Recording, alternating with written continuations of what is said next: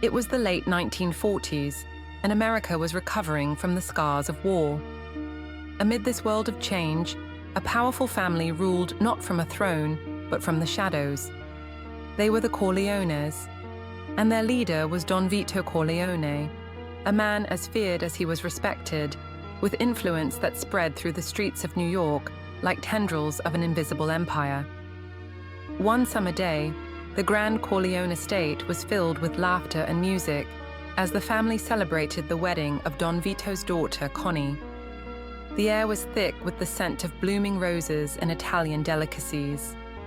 Guests arrived dressed in their finest, mingling and dancing, while others discreetly approached the Don in his darkened study, seeking favors in exchange for loyalty. Don Vito understood loyalty, and he knew how to reward those who gave it. Each petition was heard with the same steady gaze, each promise made with unshakable certainty. Among the family was Michael, Don Vito's youngest son, a decorated war hero with a quiet demeanor that masked an intelligence as sharp as a blade. He stood apart from the celebrations, watching the proceedings with Kay Adams, his American girlfriend, by his side. He was different from his brothers, especially his fiery older brother Sonny, who commanded attention with his boisterous laugh and quick temper. Michael was the hope for a different future, a future away from the family's dangerous empire. He had graduated from Dartmouth, served his country with distinction, and dreamed of a legitimate life far from the whispered dealings of his father's world. The contrast between Michael and his siblings was stark. Fredo, the middle son, tried desperately to prove himself worthy of the Corleone name, but his weakness and insecurity made him more of a liability than an asset. Sonny's volatile nature made him both respected and feared on the streets, but his inability to control his emotions would prove to be his fatal flaw. Connie, the only daughter, was sheltered from the family business, though she couldn't escape its influence on her life. But fate had other plans for Michael Corleone. As the wedding festivities continued into the evening, trouble was brewing in the underbelly of New York's criminal world. A rising force named Sollozzo, known as the Turk for his cunning and ruthlessness, was planning to revolutionize the criminal underworld with a new venture: narcotics. He saw the potential for profits that would dwarf the traditional rackets of gambling and protection, but he needed the Corleones' political connections and street power to make it happen. When Sollozzo approached Don Vito with his proposition, the meeting was tense with unspoken threats. The Don's office, usually a place of quiet authority, became a battlefield of words and ideals. Don Vito, his voice steady but firm, rejected the offer. "Drugs will destroy everything we've built," he declared. "It's bad for business, and it's not the life I want for my family." But beneath his words lay a deeper truth. Drugs were unpredictable. They brought too much heat from law enforcement, and they destroyed the very communities that the Corleones had built their power upon. The old Don understood something that Sollozzo didn't: the delicate balance between power and responsibility.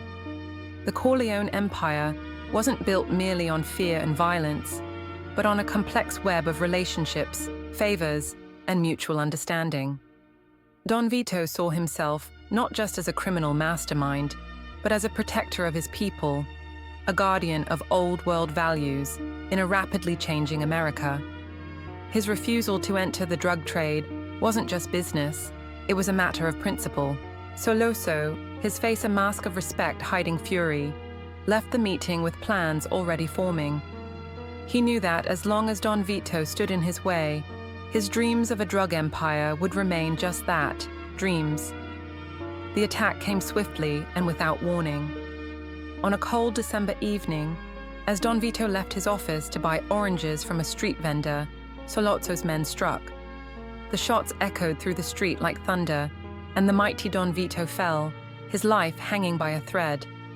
The news of the attack sent shockwaves through the criminal underworld.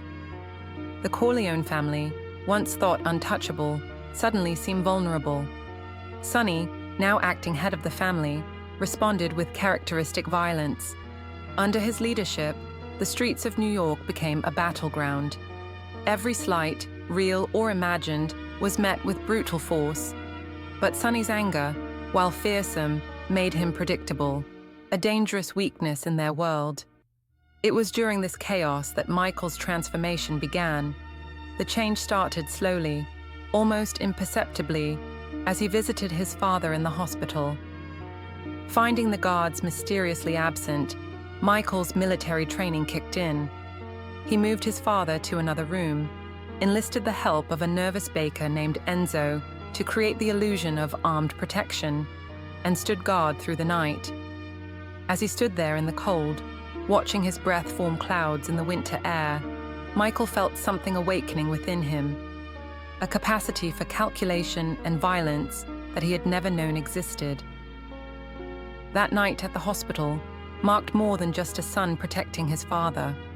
It was the moment Michael first tasted real power, not the borrowed authority of his military rank or the reflected glory of the Corleone name, but the raw power of survival, of outsmarting those who wished his family harm. The experience changed him in ways that would only become apparent later, as the young man who once denounced his family's business began to see it with new eyes.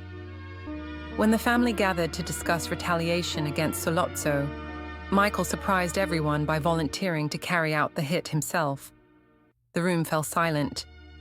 Tom Hagen, the family consigliere, tried to protest, but Michael's mind was set. He understood what the others didn't, that his civilian status and clean record made him the perfect assassin. No one would expect the college-educated war hero to pull the trigger. The plan was set in motion with precision. A gun was planted in the bathroom of a small Italian restaurant in the Bronx. Michael arrived, his face calm, but his heart racing. Sollozzo spoke smoothly about business, about peace, but Michael barely heard him. His mind was focused on the weapon waiting for him, on the exact movements he would need to make. When he returned from the bathroom, time seemed to slow. The sound of the elevated train overhead masked the first shot. The second shot, delivered with cold efficiency, silenced Sollozzo forever. That night marked the point of no return for Michael. He fled to Sicily, the ancestral home of the Corleones, where the old ways still ruled. The ancient island, with its sun-baked hills and centuries-old vendettas, became his sanctuary and his school. Here, he learned the deeper traditions of honor and revenge that had shaped his father's worldview.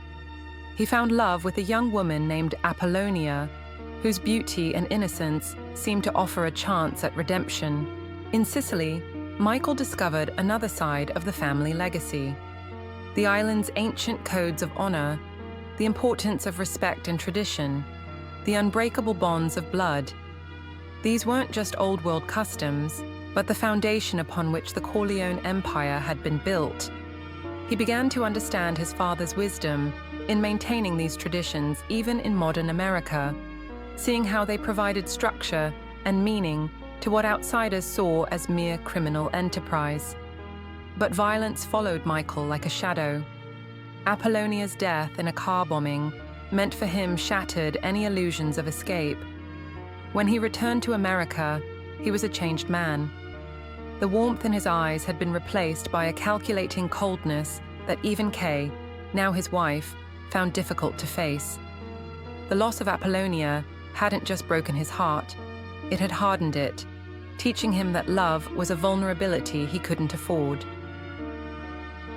The years that followed saw Michael's methodical rise to power. He moved the family's operations to Nevada, establishing legitimate businesses while maintaining their underground empire. He expanded into Las Vegas casinos, using the gambling profits to buy politicians and judges. Each move was carefully planned, each decision made with chess-like precision. Unlike Sonny's emotional outbursts or his father's traditional methods, Michael's approach was modern, corporate, and ruthlessly efficient. His transformation was complete when he assumed full control of the family after his father's death. Don Vito's passing marked the end of an era. The old way of doing business, based on personal relationships and unwritten codes of honor, gave way to Michael's cold, calculated approach. The new Don Corleone built an empire that was larger and more powerful than his father's, but it lacked the old Don's sense of community and tradition. But the cost of his transformation was steep.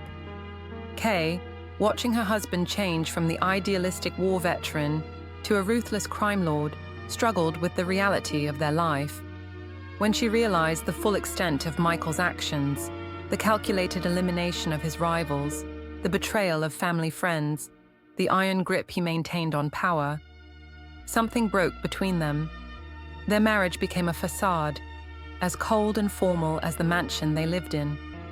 The betrayal of family became a recurring theme in Michael's reign. The execution of his brother-in-law Carlo, the banishment of his sister Connie, and most painfully, the order to kill his own brother Fredo. Each decision was justified by business, by necessity, by the need to protect the family. But with each betrayal, Michael moved further from the man he had once been, from the values his father had truly wanted to preserve. The final test of Michael's power came when he orchestrated a massive purge of his enemies. In a single day, the heads of the other crime families, traitors within his organization, and anyone who posed a threat to the Corleones were eliminated. The operation was carried out with military precision, a testament to Michael's strategic genius and his complete embrace of his role as Don. Yet in the aftermath of his greatest triumph, Michael Corleone found himself more alone than ever. His siblings feared him, his wife had left him, and his children grew up distant from the father they barely knew. He had succeeded in protecting and expanding the family empire beyond even his father's dreams, but the cost had been his own humanity. In quiet moments, Michael sometimes remembered the young Marine who had sat with Kay at his sister's wedding, telling her, "That's my family, Kay. That's not me." The irony wasn't lost on him. In trying to protect his family, he had become more deeply immersed in their world than any of his siblings. He had preserved the Corleone empire, but lost the very things that had made his father truly rich: the love of his family, the loyalty of his friends, the respect of his community. As he sat in his study late one night, surrounded by the trappings of his power, Michael reflected on the journey that had brought him here. The young man who had once stood proudly in his Marine Corps uniform, full of dreams about a legitimate future, was gone. In his place sat the Don, feared and respected, but ultimately isolated by the very power he had sought to protect. The legacy of the Corleone family was secure, but Michael's personal legacy was one of loss. He had fulfilled his father's unspoken wish to protect the family at all costs, but in doing so, he had lost the very things that made life worth protecting: love, trust, and the ability to look in the mirror without seeing the cold eyes of a stranger staring back. Outside his window, the Nevada desert stretched endlessly into the darkness, as vast and empty as the empire he had built. The distant lights of Las Vegas sparkled like false promises, reminding him of all the compromises and sacrifices that had led him here. Michael Corleone, the reluctant son who became the most powerful Don in America, had achieved everything his father had wanted for the family. But as he sipped his wine in solitude, he couldn't help but wonder if the price of power had been too high, if somewhere along the way, in saving the family, he had lost his soul. In the end, Michael Corleone's story was not just about the corruption of an idealistic young man or the rise of a powerful crime lord. It was a tragedy of choices, each decision logical, each step necessary, each sacrifice justified, that led inexorably to a kind of damnation. He had protected the family business but destroyed the family itself. He had maintained power but lost love. He had kept his promises but broken his own heart. And in the quiet of his empty kingdom, surrounded by wealth and power but devoid of joy or peace, Michael Corleone finally understood the true meaning of his father's legacy That family was everything, but not in the way he had come to define it.